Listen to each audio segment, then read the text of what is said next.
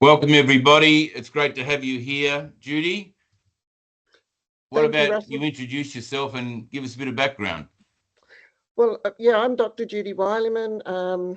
I was a parent and a teacher in the early 1990s, and I got exposed to the extensive childhood vaccination program that had, tripled since, our generation was young. And I was also seeing a lot of chronic illness in children. It was skyrocketing through the 90s.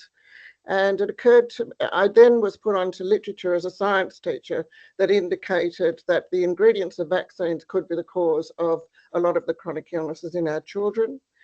So around 2004, I decided to go back to Wollongong University to study the issue at university to see whether vaccines could be the cause of this chronic illness and whether vaccines were the major factor in controlling infectious diseases throughout How the are 1900s. how are you received at the university? Well, definitely sidelined right from the beginning because I started with a Masters of Science to test the waters to see if this really was an issue that needed investigating. And so I did a Masters of Science first, and then, when I investigated the whooping cough vaccine in a major project, that led me into doing the PhD. And once I decided to do the PhD, it was very difficult to get a supervisor for the project. And I very much felt ostracised for taking on that project. And in addition, when I asked for a government scholarship to investigate children's health and the role of vaccines in controlling infectious diseases, they wouldn't provide me with a scholarship to do the PhD. Wow. So what did you do? Well, I was a parent really interested to know if I should be vaccinating my children with all of those vaccines. And so for me, that it wasn't the PhD that sent me to university in the first place, it was the question. And so it didn't bother me, I was very fortunate. So this PhD's only happened because I have a husband that could support us while I gave up my teaching career with our 3 children to be able to pursue this investigation to see if vaccinating children is the right thing to do with this number of vaccines. So yeah, it didn't put me off because of course I was just curious to know. And that's when, and after I started the PhD, I was subjected to a whole lot of attacks. The university's complaint procedures were used by industry lobby groups to be able to make complaints against me researching the topic. So I was constantly fending off and defending myself throughout the years that I was trying to do the PhD. Wow. I'm glad I asked that question because it's very important.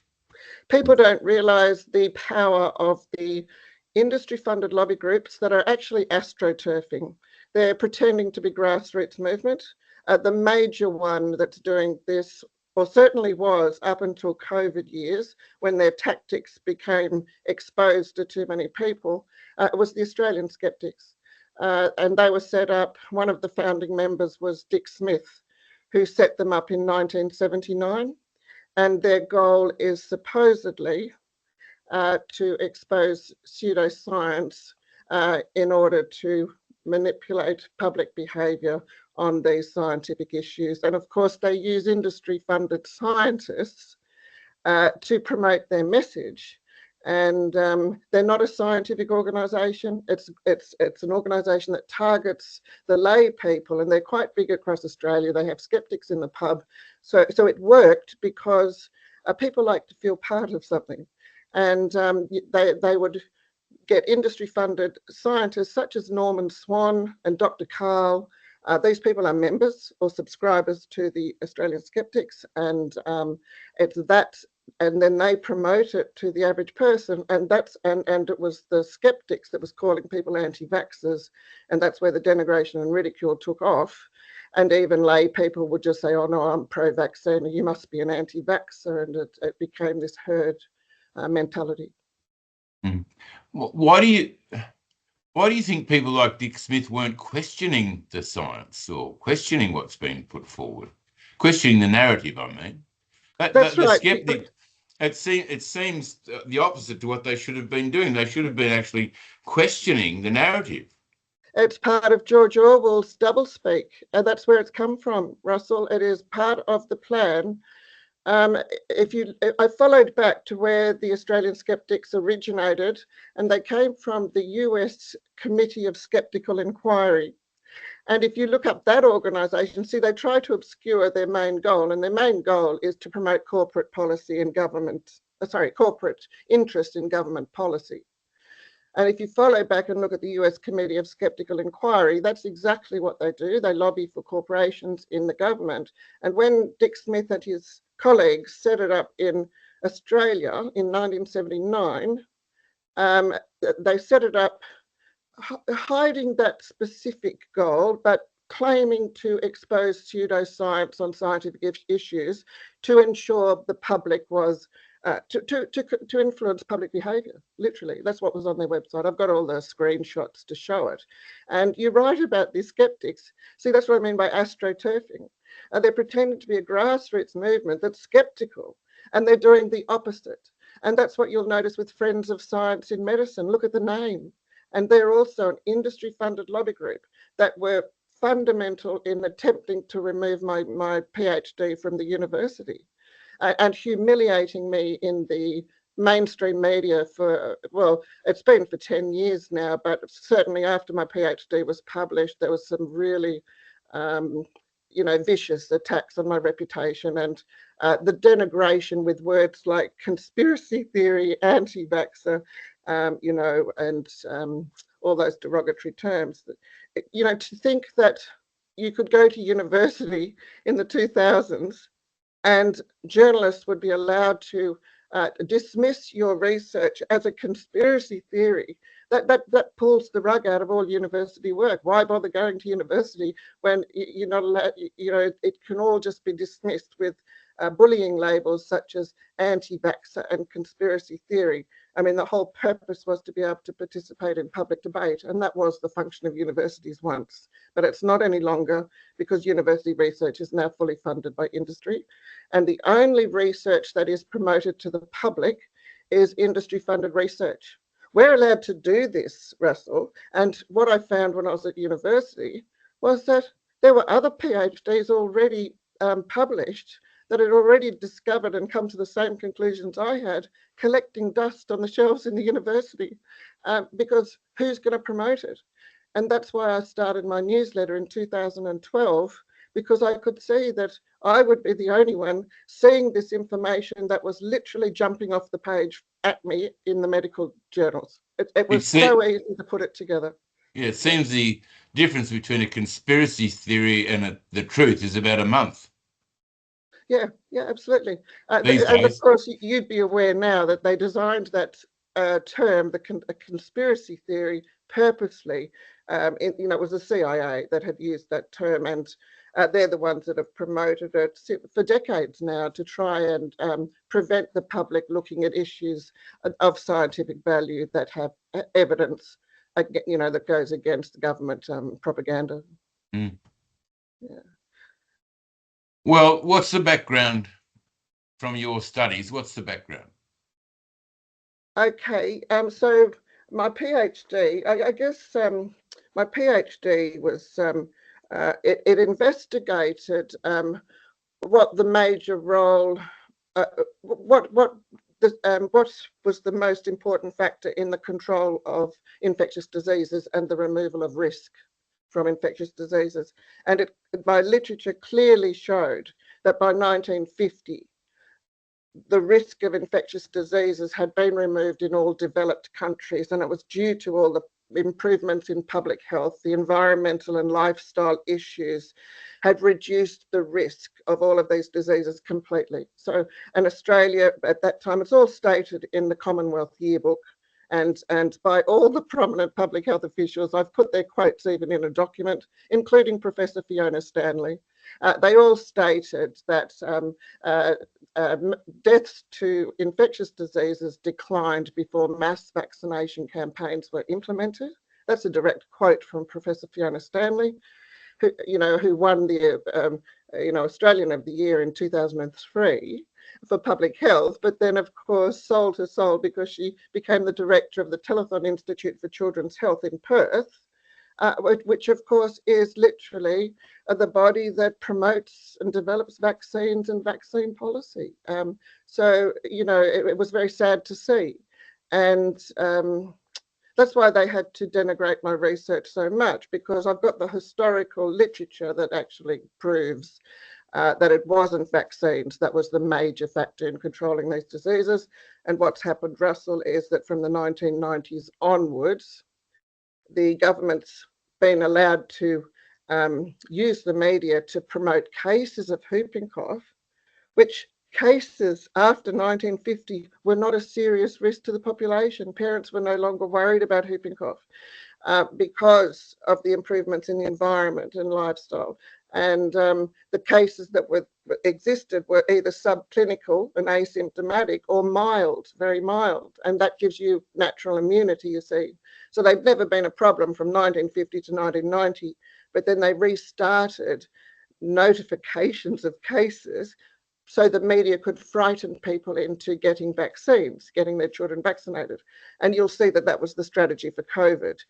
You change flu into a new disease caused by coronavirus. Now, Russell, coronaviruses are common in the population. They're not new, and they mutate all the time.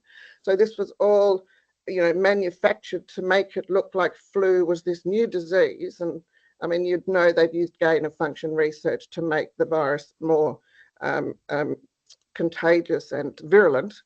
But all of those things, they also changed protocols. The flu could have been controlled better with antibiotics, that secondary infection of lung pneumonia. They didn't use antibiotics, so all those protocols were changed. But the point I'm getting to is that when you use cases to promote a disease, that's not the severity of the disease in the population. Flu, as you know, is not dangerous to the majority of people. It's only dangerous to elderly people over the age of 65 with comorbidity.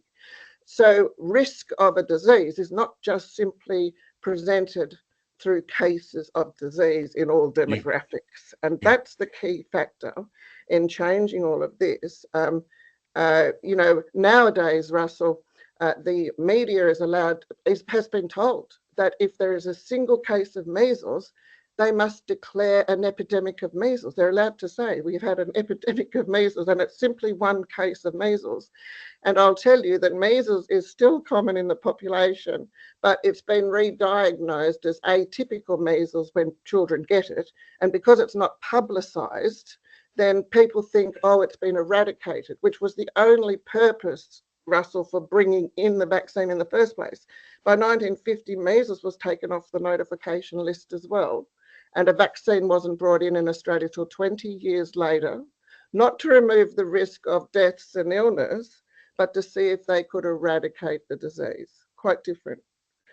So these are all the things that have been manipulated, and they've used the media since 1950 to promote vaccines as the major role in controlling or preventing these diseases. And then they use terminology as well to convince people to vaccinate. Okay, no evidence. Nobody in society is using the weight of evidence on either side of the argument.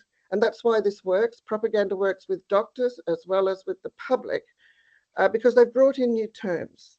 Okay, so if you call infectious diseases now vaccine preventable diseases, you're promoting in that thought, oh, the vaccine does prevent it, and therefore it's beneficial, and we must use it to control the disease. And all of that's false. It's a false assumption. And, they use the word immunisation instead of vaccination. They're quite different terms. You can be vaccinated and not get immunity to a disease. And certainly that immunity is usually short-lived, not long-term, as you would get from a natural immunity. Natural immunity always gave you long-term immunity. If you remember measles, that's why they had measles parties and chickenpox parties, because after 1950, these were mild diseases in the population or asymptomatic, most of them subclinical, so you could get infected and get immunity from the infection, but no symptoms. And that's why they didn't notify the government any longer of the disease. And natural immunity was long-term, but vaccines, even if they work, and most of them don't, it's very short-lived. And the opposite side of that coin is that all drugs have side effects, and the media has been used through bias and framing for 30 years now to make the public believe this is a drug that doesn't have side effects in many people. And if you think about it, if a media rarely reports an adverse event, then the public believes an adverse event is rare because they're not being told of it in the population. So it all worked for 30 years. And that's how, 30 years later, from 1990 to 2020 onwards, that's how they could remove individual right to health with our genetics, right? All those contraindications to vaccines that doctors used to advise people, do not get this vaccine because of your genetics, they were gradually removed as the government convinced the public vaccines are for the community good. They don't have side effects and they're only beneficial. And that's how they reversed the thinking. Judy, today on the news, they've found one case of polio in the Gaza Strip. And the lady from the World Health Organization talked about in the interview how this new vaccine they've got, and they've actually stopped the war in Gaza for 3 days to immunize the children with this new vaccine. That's correct. Now, I wonder what that new vaccine is. Would it be an NRMA vaccine? Quite possibly. With polio, in 2005, the CDC and the World Health Organization came out and removed the vaccine they were using. I think it was the Salk vaccine, because it was creating more polio than it was preventing. And they knew that. And that was 2005. And so they removed one from the market. So it's, you know, the vaccination campaigns caused thousands of deaths and disabilities in children that are never reported to the public and often not monitored properly either. So that's another way in which they're hidden. I mean, you know how our TGA works. They have the discretion to accept an adverse event or not because it's industry-funded TGA, and they've made up these rules. So yeah, that is a worry that they would have vaccinated all of the children, and well, that's going on now. There's a 3-day break for 9 hours a day to vaccinate the children. Like nothing else will stop the war, but apparently vaccinating children does. Right, and who's going to monitor I raised the it because side you effects? said they said there was one case of polio, therefore there must be thousands of others. Yeah, that's right. And there's never any proof that it's actually a virus. You see, often it's toxins or chemicals, but even if they say to you, this outbreak was from an unvaccinated child, you're not given any proof that it was an unvaccinated child. And in most places in developed countries now, the fact is it's usually a vaccinated child that's getting the outbreak of the disease. Yeah. And you see, none of that is transparent to the public ever. There's never any evidence that it's a non-vaccinated child. And in fact, the non-vaccinated child usually have long-term immunity from having been exposed to the viruses early. So you wouldn't be given a platform anywhere if they had their way? Well, I haven't been. And just to bring home to you how much they wanted to keep me quiet. So I set up my newsletter by 2012. By 2014, when I was going to make a submission to the Senate inquiry for the No Jab, No Pay, which was tabled in 2015, the Australian skeptics made an anonymous complaint to the university of academic misconduct against my research on the whooping cough vaccine that had been done 8 years prior to 2014. Wow. They were allowed to do that. It was an anonymous complaint, and it was plastered all through the media with my name of academic misconduct, even though that piece of work had given me a high distinction by the university lecturers in 2006. And at the time, I didn't realize why they'd gone to such lengths, and it took me several months to, address the complaint and go to the,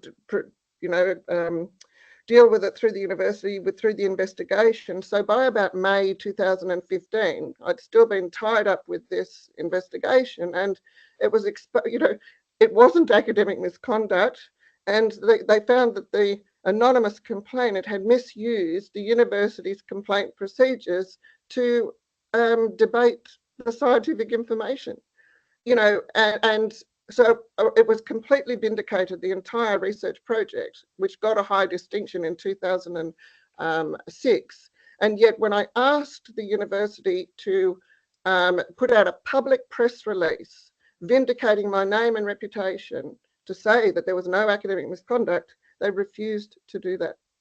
And then it wasn't till later in 2015, after I'd made my submission to the inquiry, that I realised it was all to be able to discredit my name to all the politicians. Look, Yeah. Because they'd been allowed to plaster it in the media, my submission wasn't considered, I believe, because of that academic misconduct complaint. It was an easy way for the industry lobby groups to say, oh no, that's work's been discredited. So I have sent you that submission. I sent it to Tanya last night. Yeah.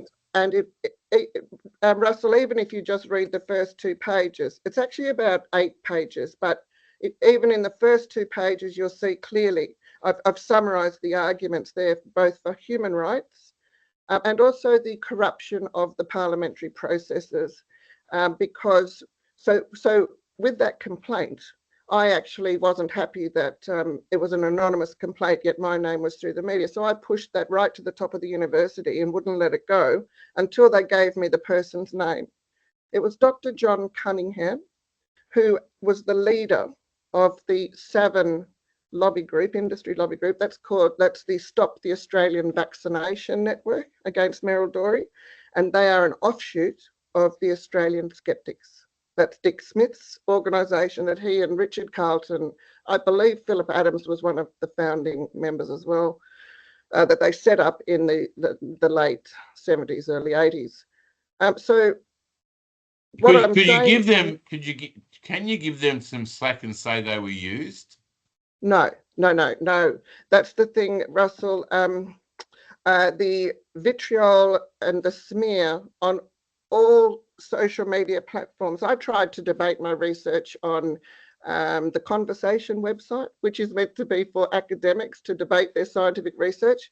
No, even the editors there would allow people to smear the messenger, ridicule, denigrate, and they were using strategies too, Russell. They would use a red or a green flag beside people's names to indicate that to anyone watching that if I put a comment up there, I'd get a red flag.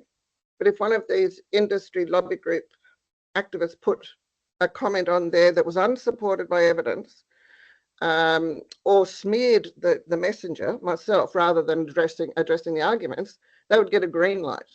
That was one strategy that they use, is the green and red light. But also they would also mix the thread of the argument up. So people couldn't see the logic of my argument. If I tried to debate something with someone on the Conversation website, they would mix it up so that anybody watching, them gets confused, and they don't listen to my comments because I'll get a red flag against it as well. And I wasn't the only person. Anybody speaking against this, look, I can even give you the names of the fake web pages that the Australian Skeptics put up, that had these George Orwell Orwellian names, right? So Reasonable Hank, of course, and then they would smear me all over the internet. And I know the names of these people that ran the website, and Dr. John Cunningham was a known leader of one of these groups, which was Savin. And he was given respectability, even with the Public Health Association of Australia. So, Russell, what I'm actually saying to you is that this goes right to the depths. I have complained to the ombudsmans. I complained to the editors of the Conversation website, and all over the internet. You had pages. They may have removed them since 2020. I haven't looked recently, but After 2020, when more people were awake, their behaviour wasn't, they couldn't pretend they were respectable people. And when you attack the messenger, that became more obvious because a lot of people were watching. And so it was backfiring. But what did we have? We had the Book of Poo-Poo, all these ridiculous website names, diluted thinking, and they put up a hall of shame of people like myself and other naturopaths and health professionals arguing with the science against the childhood vaccination program. So we were completely smeared all over the internet, and Wikipedia locks our account. So there's lies on Wikipedia about myself. I've addressed them on my website as best I can. But as I said to Tanya, it's onion layers on onion layers. You know, they are paying people, farmer shills, to sit on that web internet, and literally they'll argue with you all day about, and every time they come back with they smear you. They smear you in these discussions, and it's a waste of time and energy to actually engage with them. But on Wikipedia, it just is also these onion layers of things that you have to keep correcting. It's all lies, and they lock our profiles, so we can't change the information on Wikipedia either. Oh, and I was going to say, in 2018, because I became an expert witness for many parents, right? Parents across Australia have been, anxious and depressed since this came in 2016, and they've been separating right across Australia. And I've been an expert witness in the courts for many of them, because when they do separate, the carrot of that child welfare that was brought in, they can get up to $28,000 if they ensure their children are fully vaccinated with 16 vaccines. And it's usually the mother that's already investigated the topic, and when they're together, they agree not to vaccinate.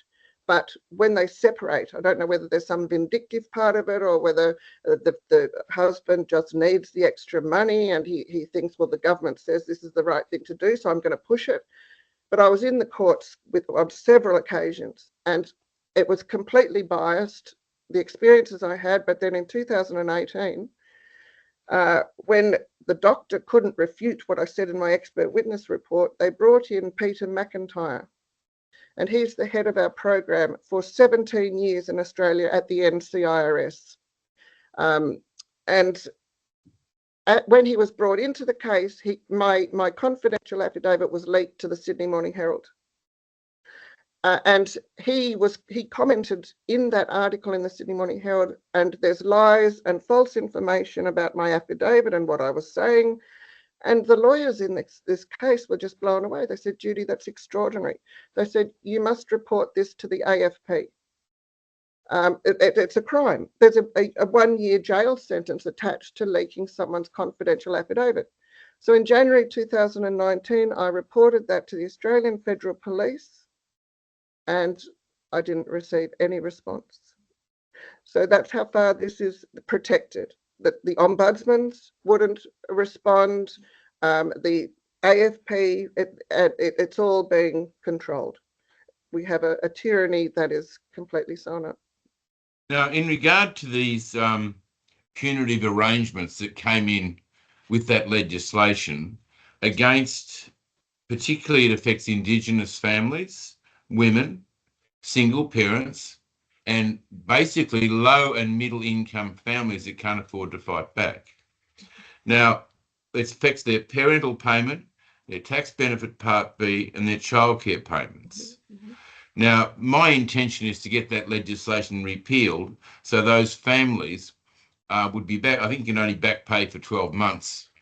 But one woman told me that she had lost $90,000 in payments because of these laws.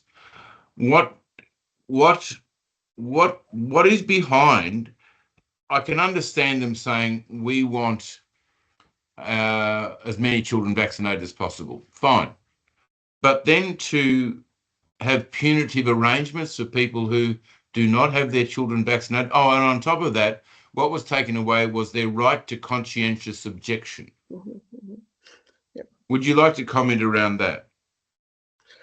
Well, that's right. the whole policy contradicted and violated all the international human rights agreements that Australia had signed, not only signed up to, we have ratified. We've ratified them. And when I asked people, well, how can they violate them like this? I was told it was because they haven't been put into domestic laws. And so, Russell, if I could highly encourage you to read my submission to the Senate inquiry, because I listed all the international covenants, of economic and political and civil rights that we have breached. There's 3 or 4 of them. And I've discussed how doctors breach the informed consent that's written in the Australian Immunisation Handbook. So I've put all those arguments together, and they're in that submission that I sent to Tanya last night. So that would be a really helpful document for you to see how yes, and discrimination, the discrimination that this created. There is a major point I need to point out to you. This policy, Russell, went through Social Services Department. It didn't go through the Health Department. So in other words, as I describe in my submission, there's no scientific evidence to support it, and they didn't have to provide any because it was social services. And when we pointed this out to the Health Department and asked them questions about it, the Health Department, and I've got this on film, we had a video of this, the Health Department said, oh, you must ask the Social Sciences Department that question. And when we asked the Social Sciences Department the question, they said, oh, no, you must ask the Health Department the question. None of them would answer parents' questions. And that's why in 2020, Scott Morrison was able to actually stand up and still say vaccination in Australia is voluntary, because that legislation didn't go through the Health Act. There's no legislation in any Health Act to mandate any vaccine, and never has been, because vaccines didn't control the diseases and governments don't have the jurisdiction to medicate the population. So it went through social services, and Morrison called it choices for families. So there's your Orwellian doublespeak again. It was removing choices for families, and they had Murdoch media. Australia now has 80% of its media owned by Murdoch. Yeah. Now, Murdoch also has funds in the Murdoch Children's Research Institute. And of course, it was that institute that set up the biggest vaccine research development program in 1990. So that's why I keep going back to 1990. And then when you look at the timeline in total, in 1986, something else critical happened. In 1986, that's when the US passed the act under Ronald Reagan that removed the liability for any harm caused to any person by any drug that they called a vaccine. So you see, you could call these drugs vaccines even without them being tested to see if they prevented any disease. And that's what's happened in 2020. But since 1986, and then in 1990, Murdoch Children's Research Institute set up our largest research development program in Australia. And then over that period, Murdoch's gained more and more control of the press by both Liberal and Labor governments. And in 2005, something else significant happened.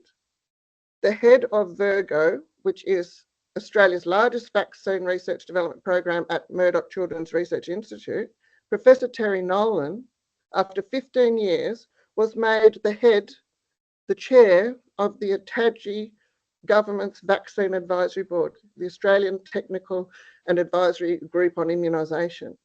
Now that board, as the chair of that board, he got to directly recommend vaccines to the Health Minister. And that board, ATAGI, is connected to the World Health Organization. ATAGI is all governments around the world that are members of the World Health Organization have an advisory group on immunisation, national advisory group on immunisation. That is, and that's where the World Health Organization's directives were coming from. And then you had Terry Nolan. What a conflict of interest. For 10 years, up until 2014, he was directly recommending vaccines on the government program to the Health Minister. Now, there's another conflict of interest there. He was also at the same time for 10 years the deputy chair of the National Health and Medical Research Council. And it's that council that controls the funding of research. And if you defund an area of science, such as the safety of science, you don't have the hard evidence to prove that the vaccines are causally linked to the damage. Well, Terry Nolan was in control of that funding for 10 years, and it was during that time that I asked for funding for a PhD into investigating children's health, an independent investigation into children's health. And in my PhD, I talk about the undone science in government policy, because there's no, as you know now, I mean, I can with Del Bigtree and the Children's Health Defence with Robert Kennedy. They've exposed also the fact that they don't do any safety trials with true placebos. There's no, so you can say that's a trial, but it's not a safety trial if it doesn't have a saline placebo, and that's medical fraud. It's complete medical fraud. And same with the benefits of vaccines. They never ever, and I've got the quote in my PhD, test any of the traditional vaccines to see if they prevent the disease. That's your empirical evidence. And as you can see with COVID, they didn't bother either, because they've never ever had to. And what they've been using is a surrogate, which is antibody titer. But if you ask for the model that shows that that level of antibody titer will protect you against that disease, they can't provide it because it's not linked to any study that's ever looked at to see if the vaccine will prevent the disease. So it's all, there's a lot of frauds, even in the benefits they're promoting for vaccines. And it's well known that an antibody titer, that's just part of your immune system. And that's why some people will still get sick even with a high antibody titer, and some people won't get the disease even if they don't have that high antibody titer. It's never been a reliable indicator of protectiveness anyway. Well, we're not, because I'm a politician and not a doctor, or I haven't got experience like you have, we can't say do this, do that. But what we can do is ask questions. Can I just say, well, how come Morrison could mandate a drug in the human population? How come the government's policies were able to insist that all employers must make sure their employees are vaccinated? I know that was terrible, but what I'm saying is their response has always been to me, oh, that was the advice we had at the time. That's right. And you see, because... And then they completely wash their hands of it and walk away. Yeah, because the pharmaceutical lobby groups are now so powerful in the parliament, our parents no longer have a voice there. That's the thing. To the point, I was telling Tanya yesterday, we had a massive rally outside Federal Parliament House in Canberra in 2019. And we were made to stand at least 500 metres away from the door, so politicians could enter and not even see or hear us on that grassed area. And a few of us were going in to see Malcolm Roberts. And when I went to go in to Parliament House to see him, I had a T-shirt on that said, "Ask me why I don't vaccinate." Simple, straightforward question. I wasn't allowed to enter the building unless I turned the T-shirt inside out or put a coat on. So this is what we call the Canberra bubble. The pharmaceutical lobby groups that pay the parties, the political parties, and provide all the scientific evidence, they've got it so sewn up that you're not even allowed to see the parents anybody asking questions, inside the Parliament House. That Canberra bubble is complete. And I was telling Tanya, so when they tabled that social services no jab no pay in 2015, it wasn't the NCIRS and Peter McIntyre and Robert Bowie who provided scientific evidence saying that mandatory vaccination was necessary and this is a good policy. Nothing, they didn't put any evidence in. They used the Australian skeptics. The Australian skeptics have made comments in the Australian Parliament supported by Richard Di Natale from the Greens. Now, the Greens, I believe, was taken over and compromised once Richard became the leader. They are no longer a true Greens party after Christine Milne. And I think his medical background was used to help table that document. in social services, and I looked at the parliamentary records, and I noted the people that had made comments, and they're members and subscribers of the Australian Skeptics, which is a non-scientific organisation. And it wasn't Peter McIntyre and Robert Bowie and the NCRS that we pay to monitor vaccines and provide the scientific evidence for and against these vaccines. They did not make a statement that was used in the to adopt this policy. And so on my website, I have addressed this. I have critiqued the document that the Australian Skeptics used in Parliament because it was false claims about vaccines, and the people that are quoted, they were people that had harassed and bullied Meryl Dorey at the ABN. Their names were known: Danielle Raphael, John Cunningham, these prominent people. Reasonable Hank, he was in there as well. And these people they weren't scientists or belonging to any scientific organisation.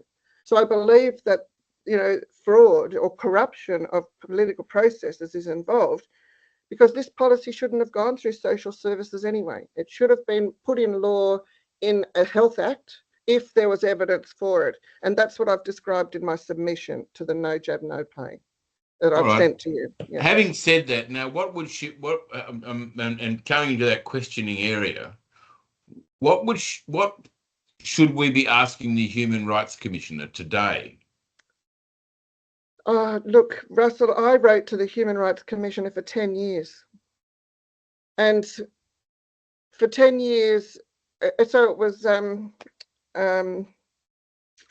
what's her name? The woman that was head of the Human Rights Commission. Oh, yeah. Who didn't want to have her function at Kiwi-Rup. What was her name?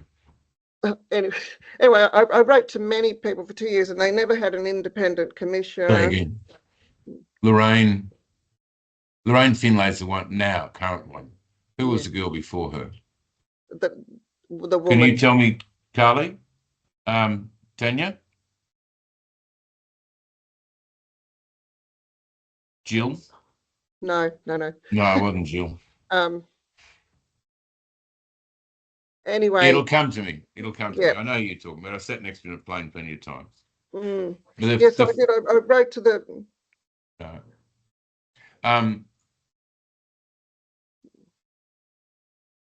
she didn't know.